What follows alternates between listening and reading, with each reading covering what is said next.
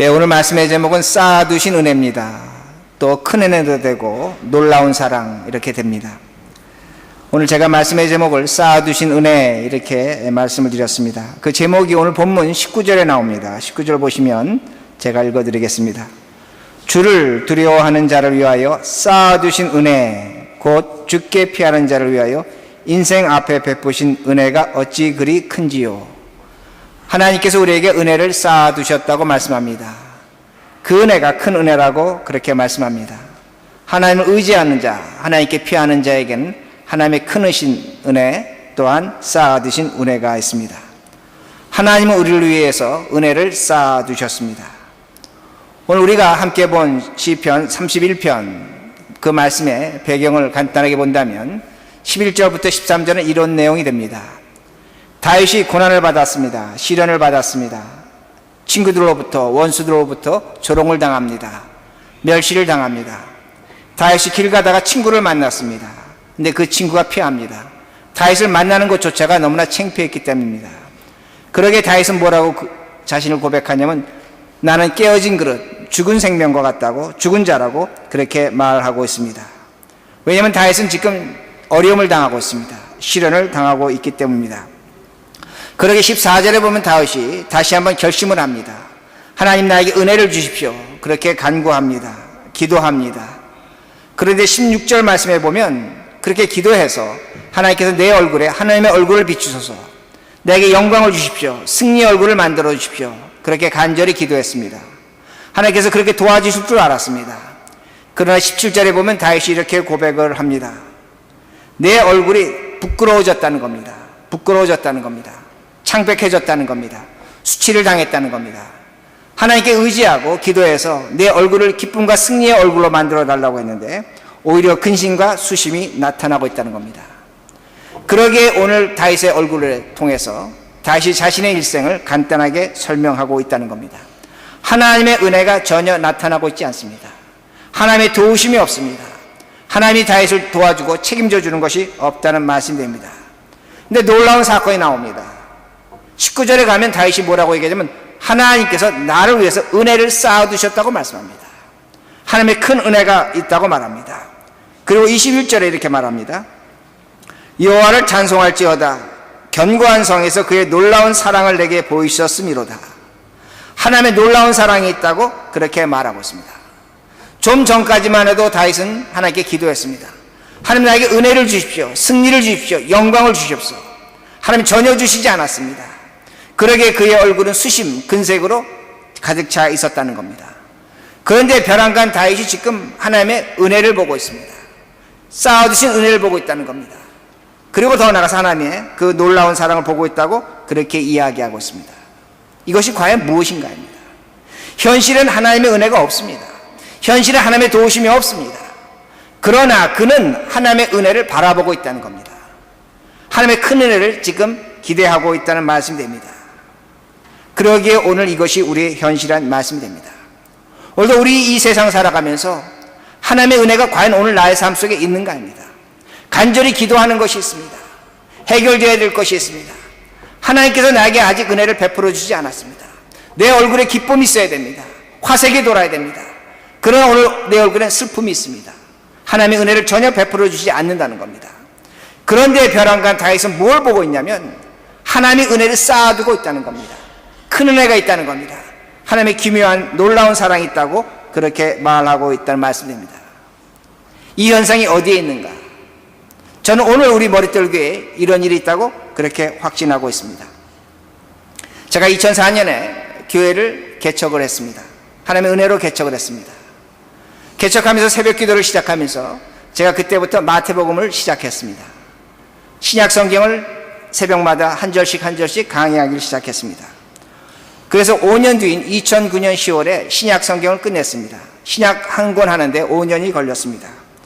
그리고 제가 바로 또 창세기를 시작했습니다. 창세기를 지난 3년 6개월 동안 구약을 해오고 있다는 말씀입니다. 그러면서 이제 구약을 해오면서 제가 에스라서하고 느헤미야서를 하기를 시작했습니다. 근데 에스라서하고 느헤미야서를 할 때에 우리가 그때 교회가 성전을 이전을 결정하게 됐습니다. 저는 처음에는 에스라서하고 느헤미야서를 하고 성전 이전하는 것과 그렇게 별로 깊이 연관짓지를 않았습니다. 근데 제가 이 일을 하면서 성전 이전을 준비하면서 하나님께서 왜 나에게 이때에 에스라서와 느헤미야를 말씀하게 하셨는가? 하나님의 저는 섭리로 봅니다. 하나님께서 저에게 주신 은혜로 또한 예정으로 그렇게 이해하고 있다는 말씀입니다. 이것은 저만 갖고 있는 것이 아니라 우리 머릿돌 교회 여러분들에게 에스라서와 느헤미야서를 하나님께서 준비하셨다는 말씀입니다. 여기서 하나님의 쌓아둔 은혜가 있는 것입니다. 이 말씀 속에서 하나님의 큰 은혜가 있는 겁니다. 이 말씀에 하나님의 놀라운 사랑이 있다는 말씀입니다. 그러게 제가 먼저 에스라서를 이렇게 먼저 말씀드리겠습니다. 에스라서는 이스라엘 백성들이 포로로 끌려갔다가 돌아왔습니다. 돌아와서 보니까 예루살렘이 그 성전이 철저하게 파괴됐습니다. 다 불타버렸습니다. 그래서 그 성전을 다시 짓는 내용이 그 예루살렘 성전을 짓는 것이 에스라서의 내용이 됩니다. 근데 그 성경을 보면 어떤 내용이 있냐면 그 성전을 다 짓습니다. 내일이면 그 성전에 들어가서 예배를 드릴 수가 있습니다. 그런데 놀라운 사건이 벌어집니다. 어떤 사건이 벌어지면 제사장, 귀족들 또 관리들이 이방 여인들과 결혼했습니다. 그 이방 사람들 다 쫓아내라는 겁니다. 그리고 그 성전에 들어가라고 그렇게 말씀하고 있습니다. 자, 예수님의 혈통도 보면 이방 여인들이 있습니다. 기생 라합이 이방 사람이었습니다. 룻 이방 여인이었습니다. 예수님의 혈통에 있는 피입니다. 예수님의 혈통에도 이방 사람이 있었다는 말씀입니다. 모세는 이방 여인 구스 사람과 결혼하기도 했습니다. 하나님은 이방 사람 차별하지 않았습니다. 그들에게도 분명히 은혜를 베풀어 주셨습니다. 그런데 왜 에스라서에서 유독 이방 사람을 쫓아내라고 그렇게 말씀하고 있는가 합니다. 이것이 많은 문제가 됩니다. 왜냐하면 행복하게 살았습니다. 한 가정을 아름답게 이루었습니다. 그런데 하나님께서 지금 그 가정을 깨고 계시는 겁니다. 사랑하는 아내를 쫓아내야 됩니다. 자식을 쫓아내야 됩니다. 손자 손녀와 이별해야 된다는 겁니다. 하나님께서 이방 사람을 쫓아내라고 그렇게 말씀하고 있습니다. 그런데 에스라서를 우리가 다시 한번 잘 보면 에스라서가 쓰여질 때에 당시에 유대하고 예루살렘의 인구가 29만 명이었습니다. 근데 에스라서를 쫓아내라고 하는 사람의 숫자는 113명입니다. 그러게 많은 성경학자들이 이렇게 해석합니다. 당시에 많은 이방 사람들이 이스라엘 사람과 결혼했습니다. 제사장도 결혼했다는 겁니다. 그런데 많은 이방인들이 하나님을 믿기로 결심합니다. 우상을 버립니다. 그런데 여기에 나온 113명은 어떤 사람들이냐면 끝까지 우상을 섬기기로 작정한 사람들입니다. 그러게 그들을 쫓아내라고 그렇게 성경이 말씀하고 있습니다. 오늘 우리도 마찬가지입니다. 성전을 준비하고 있습니다. 성전 이전을 준비하고 있다는 것입니다. 오늘도 하나님께서 우리에게 말씀하십니다. 너희들이 정말로 새로운 성전에 들어가려면 오늘 우리들이 갖고 있는 우상을 버리라고 말씀하십니다. 오늘 우리 모두에게는 우상이 있다는 겁니다. 여러분과 저에게 우상이 있다는 겁니다. 우리의 우상은 과연 무엇인가입니다. 하나님께서 우리에게 자식을 주셨습니다. 사랑하는 사람을 주셨습니다. 좋은 취미를 주셨습니다. 좋은 물건을 주셨습니다. 경제적인 걸 주셨습니다. 건강을 주셨습니다. 우리 모두의 우상이 된다는 겁니다. 왜 이것이 우상이 될 수 있냐면 하나님보다 이것을 더 사랑하면 우상이 된다는 겁니다. 우리 자식 사랑해야 됩니다. 우리 돈 사랑해야 됩니다. 돈 벌어야 됩니다. 그러나 하나님보다 자식을 더 사랑할 때 자식이 우상되는 겁니다. 내가 경제적인 활동하는 거 좋습니다. 그러나 경제적인 것을 하나님보다 더 사랑한다면 그것이 우상이 된다는 그 말씀입니다. 그걸 버리라고 우리에게 분명히 말씀하십니다. 근데 중요한 건 뭐냐면 하나님께서 지금 우리를 사랑하고 있다는 겁니다. 사랑하고 있다는 겁니다. 많은 사람들이 사랑을 감정과 의지로 그렇게 얘기합니다. 근데 하나님이 우리를 사랑한다. 지금 여러분들이 하나님을 사랑한다는 것은 이건 감정과 의지의 문제가 아니라는 겁니다. 이건 하나님의 특별한 은총입니다. 은사입니다. 왜 제가 여러분에게 하나님을 사랑하는 것이 은총과 은사라고 말할 수 있냐면 세상 사람들은 하나님을 사랑하고 싶어도 사랑하지 못합니다. 그들에게 하나님의 은혜가 없다는 겁니다. 그러기에 하나님을 사랑하지 못합니다. 오늘 내가 하나님을 사랑한다. 하나님께서 여러분에게 특별한 은혜를 주신 것입니다. 은총을 베풀어 주신 것입니다. 그러기에 우리들이 하나님을 사랑하고 있다는 말씀입니다. 하나님이 우리를 먼저 사랑하셨습니다. 그러기에 오늘 그 은혜가 있기에 은사가 있기에 하나님을 사랑하고 있다는 말씀입니다. 그러나 사람의 사랑은 이렇지 않습니다. 우리가 오늘 사랑하고 있는 것, 내 자식, 내 주변의 것 이런 사랑이 아니라는 겁니다. 감정적인 것입니다. 의지적인 것입니다. 오늘 내가 누구를 사랑합니다. 감정으로 사랑합니다. 감정으로 사랑한다는 어제의 사랑은 뜨거웠습니다. 그러나 오늘의 사랑은 차갑습니다. 의지적으로 사랑합니다. 어제 내가 그 사람을 원수로 사랑했습니다. 오늘은 내가 그를 천사로 사랑할 수 있다는 겁니다. 사람의 감정과 의지는 변하기 때문에 진정한 하나님의 사랑과 다르다는 말씀이 됩니다. 제가 이걸 다시 이렇게 말씀드리겠습니다. 지난 부활절 날 여러분 아시는 것처럼 로마 캐톨릭 교황이 세족식을 했습니다. 세족식을 해준 사람 중에 하나가 어떤 사람이 있었냐면, 여러분 신문 보셔서 아시겠지만 이슬람의 범죄자였습니다. 재소자였습니다. 여러분 신문 봐서 아시겠지만 그 발을 깨끗이 씻겨주었습니다. 그리고 교황이 무릎을 꿇었습니다. 그리고 그 발에 입을 맞추었습니다. 우리 많은 경우에 부활절이 됐으니까 저렇게 세족식을 했다 그렇게 생각합니다. 엄청난 의미가 있는 겁니다. 발은 가장 더러운 것입니다. 발은 사람이 무관심한 것입니다. 발은 돌보지 않는 것입니다. 추한 곳입니다. 관심 갖지 않는 곳입니다. 그러나 입은 그렇지 않습니다. 입은 가장 높은 곳에 있는 것입니다. 상단부에 있는 겁니다. 입은 귀한 것입니다. 아름다운 것입니다. 깨끗한 것입니다. 무엇을 의미하는가입니다. 왜 교황이 그의 발을 씻어주고 그 더러운 발에 입술을 댔는가입니다. 높은 것이 낮아진다는 겁니다. 귀한 것이 천해진다는 겁니다. 힘 있는 것이 약해진다는 겁니다. 이것이 무엇이냐면 우리 하나님께서 높고 아름답고 힘 있는 하나님이셨습니다. 죄인을 위해서, 발바닥 같은 우리를 위해서, 더러운 우리를 위해서 이 땅에 오신 그 하나님을 기억한다는 말씀입니다. 이것이 하나님의 사랑이라는 겁니다. 여러분이 정말로 오늘 하나님의 사랑, 은사적인 은총적인 사랑을 갖고 있습니다. 이 사랑을 하라고 우리 하나님께서 오늘도 우리에게 분명히 말씀하고 있습니다. 그러기에 오늘도 우리가 새 성전 들어가기 전에 하나님의 사랑을 외치는 우리들이 됩니다. 정말로 사랑하셔야 됩니다. 사랑하고 기대하지 마시기 바랍니다. 기대하는 건 진정한 사랑이 아니란 말씀입니다. 내 사랑을 받은 사람이 있습니다. 그 사람이 나를 배신했습니다. 배신해도 그를 축복하시기 바랍니다. 나보다 못한 사람입니다. 발바닥과 같은 존재입니다. 그래도 그를 존경해야 된다는 말씀입니다. 내가 오늘 베푼 사랑 설령 알아주지 않는다고 할지라도 우리는 기다릴 수밖에 없다는 것입니다. 이것이 하나님께서 우리에게 요구하시는 사랑이라는 겁니다. 오늘도 이 세상에 우리는 살아가면서 많은 문제가 있다고 얘기합니다. 경제적인 문제가 있습니다. 적인 문제가 있습니다. 가정적인 문제가 있습니다.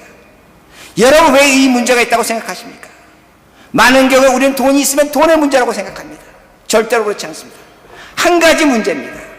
사랑이 없기 때문에 문제가 생겼다는 겁니다. 사랑이 없기 때문에 오늘 우리들이 문제를 갖고 있다는 말씀이 됩니다. 여러분이 정말로 병이 드셨습니까? 질병의 고통을 당하고 있습니까? 그것이 여러분의 문제가 되셨습니까? 저는 여러분에게 이렇게 권하고 싶습니다. 여러분보다 더 아픈 사람을 찾아가셔서 그 사람의 발을 씻겨주시고 그 사람의 발에 입 맞춰보시기 바랍니다. 여러분의 병은 병이 아닐 것입니다. 여러분이 오늘 물질적으로 갖고 고통을 당하십니까? 가난하다고 생각하십니까? 여러분보다 더 가난한 사람을 찾아가셔서 그 사람의 발을 씻겨주시고 그 사람 발에 입 맞춰보시기 바랍니다. 여러분이 얼마나 풍성하고 얼마나 많이 갖고 있고 얼마나 행복한 사람인 걸 분명히 알 수 있다는 겁니다. 사랑의 문제라는 겁니다. 우리 조국 대한민국이 지금 전쟁이 난다 안 난다?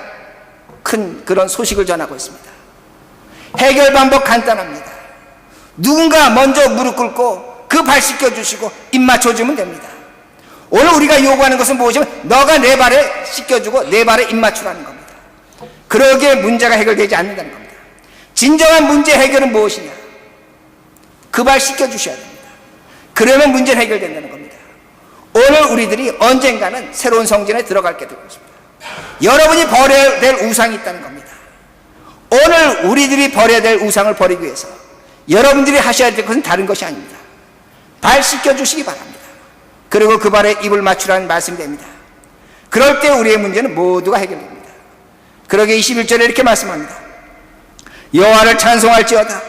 견고한 성에서 그의 놀라운 사랑을 내게 보였음이로다.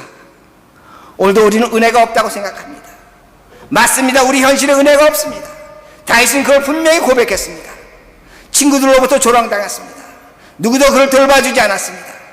그러나 다윗은 지금 하나님의 쌓아두신 은혜를 보고 있습니다. 큰 은혜를 보고 있습니다. 무엇 때문에 보고 있는가입니다. 똑같다는 겁니다. 내가 다른 사람의 발을 씻어줄 때 그 은혜가 우리의 은혜됨을 분명히 보여주고 있습니다. 이것이 우상을 버리는 겁니다. 내 안에 우상을 버릴 때, 그럴 때 하나님이 거하실 만한 성전이 되어간다는 그 말씀이 됩니다. 이것이 새 성전을 준비하는 우리들의 모습이 되어야 됩니다. 그리고 제가 지난주부터 새벽 기도 때 느헤미야서를 하고 있습니다. 느헤미야서는 예루살렘의 성벽을 쌓는 것입니다. 무너진 성벽을 쌓는다는 그 말씀이 됩니다. 그 내용을 보면 산발락과 도비아라는 사람이 나옵니다. 산발락과 도비아가 아주 집요하게 방해를 합니다. 그러면서 도비아가 이렇게 얘기합니다. 저 성에 여우 새끼 한 마리 올라가면 저 성이 무너질 것이라고 그렇게 이야기합니다. 그런데 사실 그 말이 맞습니다. 왜냐하면 그 성은, 예루살렘 성을, 느헤미야가 쌓은 성은 52일 만에 쌓았습니다. 날림 공사했습니다. 그러기에 그 성은 약한 성입니다. 무너질만 하다는 그 말씀이 됩니다. 제가 이스라엘에 갔을 때 그 예루살렘 성벽을 이렇게 공부할 기회가 있었습니다. 볼 수가 있었습니다. 다른 성벽은 다 잘 쌓습니다. 근데 느헤미야가 쌓은 성벽이 남겨두어졌습니다. 볼 수가 있었습니다. 조그만 돌로, 조각돌로 쌓은 것입니다. 정말로 여우 새끼 한 마리 올라가면 무너질 성이란 그 말씀이 됩니다. 날림 공사했다는 겁니다. 하나님이 이상하십니다. 왜 이렇게 약한 성을 쌓게 하셨는가? 왜 튼튼하고 힘있는 성을 쌓게 하지 왜 이렇게 날림으로 성을 쌓게 했는가 질문해 볼 수밖에 없다는 말씀이 됩니다. 여러분 서울에 가시면 조선시대 때 쌓은 한양성이 있습니다. 그 한양성을 팔도에서 사람들을 차출해서 지역마다 나누어서 성을 쌓습니다. 느헤미야도 그렇게 성을 쌓은 것으로 우리가 알 수가 있습니다. 느헤미야가 성을 쌓습니다. 근데 그 성을 쌓을 때 하나님의 은혜가 있었습니다. 도우심이 있었습니다. 제사장들도 나와서 성벽을 쌓았습니다. 그리고 이방 사람들, 더 나가서 다른 지역에 사는 사람들, 또한 와서 성을 쌓지 않아도 올 지역에 사는 사람들이 와서 그 예루살렘 성벽 쌓는 것을 도와주었습니다. 외국에 장사하는 사람들이 있었습니다. 외국에서 장사하는 사람들은 성 쌓는 데서 면제가 되었었습니다. 근데 그 사람들도, 장사하는 사람들도 시간을 내서 성을 쌓았습니다. 그리고 과부들이 있었습니다. 과부들은 성 쌓지 않아도 됩니다. 어떤 일에서는 당시에 면제받았습니다.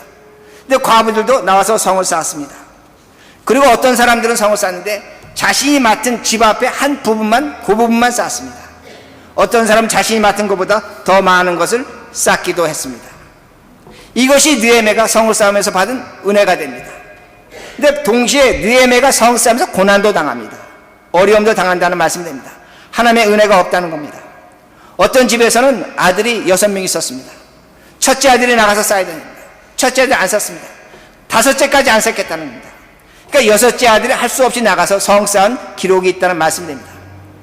당시 귀족이 있었습니다. 부자들이 있었습니다.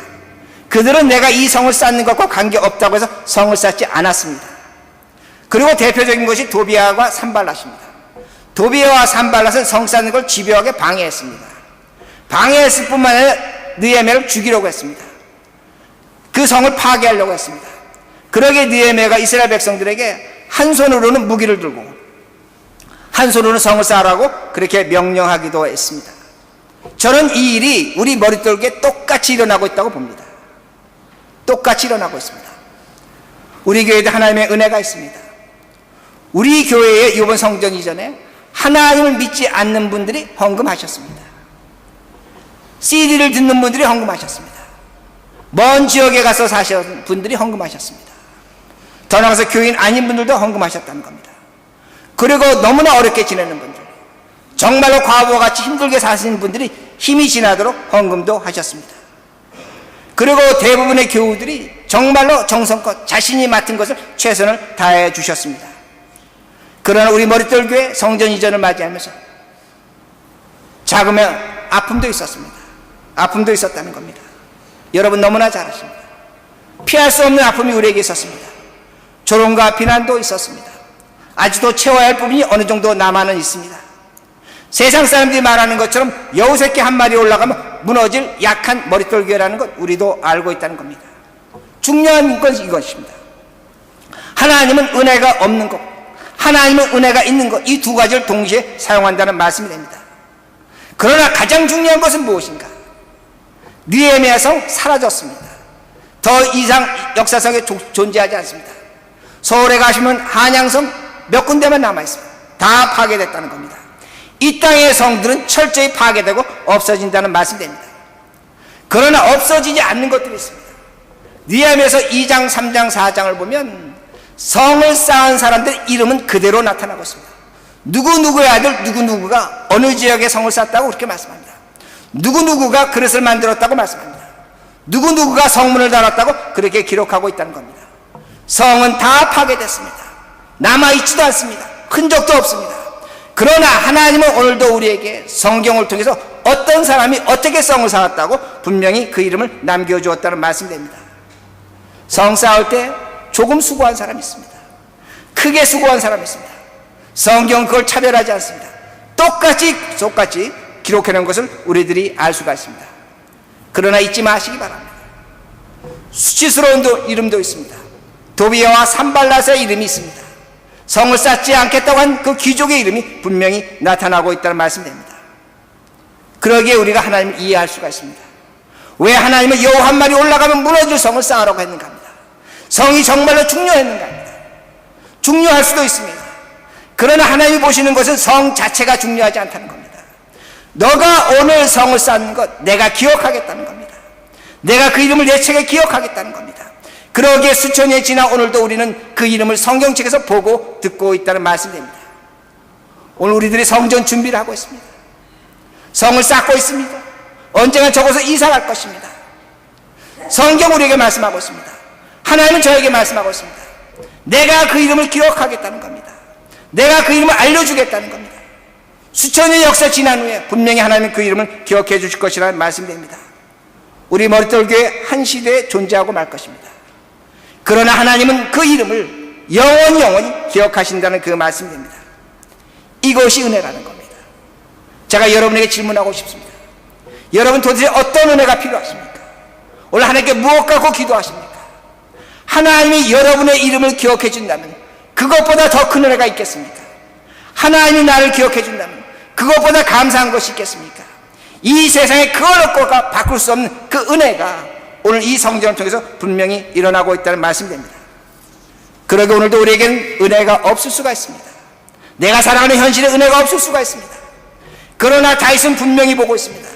하나님이 우리에게 은혜를 쌓아두고 있다고 분명히 보고 있습니다. 그러게 쌓아두신 은혜가 있는 겁니다. 큰 은혜가 있는 겁니다. 이 은혜를 여러분이 발견하셔야 된다는 말씀입니다.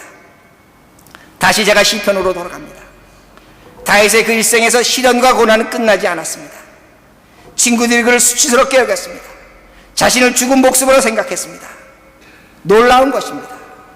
그러나 다윗은 큰 은혜를 보고 있고 하나님의 놀라운 사랑을 체험하고 있다는 말씀입니다. 이것이 우리의 자랑이 되어야 됩니다. 오늘 여러분 예배드릴 이유와 목적이 되어야 된다는 겁니다. 오늘도 이 문을 열고 나가면 세상은 우리를 핍박할 것입니다. 세상은 우리를 도와주지 않을 것입니다. 우리의 것을 빼앗아 갈 것입니다. 그러나 우리는 다윗과 같은 삶을 살아갈 수밖에 없습니다. 오늘 이 성전에서, 이 성전을 위해서, 이 교회에서 하나님이 주신 은혜와 사랑을 발견하셔야 된다는 그 말씀입니다. 그러게 다윗은 마지막에 이렇게 고백합니다. 시편 31편 24절에 여호와를 바라는 너희들아 강하고 담대하라. 강하고 담대하라. 다윗은 이 세상 은혜에 매달리지 않았습니다. 하나님이 주신 은혜에 매달렸습니다. 그리고 그는 강했습니다. 담대했습니다. 하나님께서 그를 이스라엘의 가장 위대한 왕으로 만들어 주십니다. 지나가는 친구들이 그를 조롱했습니다. 사람들이 그를 비웃었습니다. 그러나 이 땅의 은혜를 받은 것이 아니라 하나님의 은혜를 보고 강하고 담대하게 그가 살 때에 하나님은 그를 이스라엘의 왕으로 만들어 주셨다는 겁니다. 이것이 과연 다윗의 얘기입니까? 그 얘기로 끝날 것입니까? 그렇지 않습니다. 오늘 이 자리에 앉아있는 우리 모두에게 하나님께서 주시는 약속의 말씀이라는 것입니다. 그리고 오늘도 이 땅의 은혜를 구하는 것 하나님 허락하실지도 모릅니다. 그러나 이 땅의 은혜보다 저 하늘에 쌓아둔 은혜, 하나님의 큰 은혜, 그 사랑을 갈구하시기 바랍니다. 그리고 담대하게 강건하게 사시기 바랍니다. 언젠가 하나님께서 우리를 반드시 다윗과 같은 그 자리로 올려주실 것입니다. 이 영광을 누리고 사시는 우리 모두가 되길 바랍니다.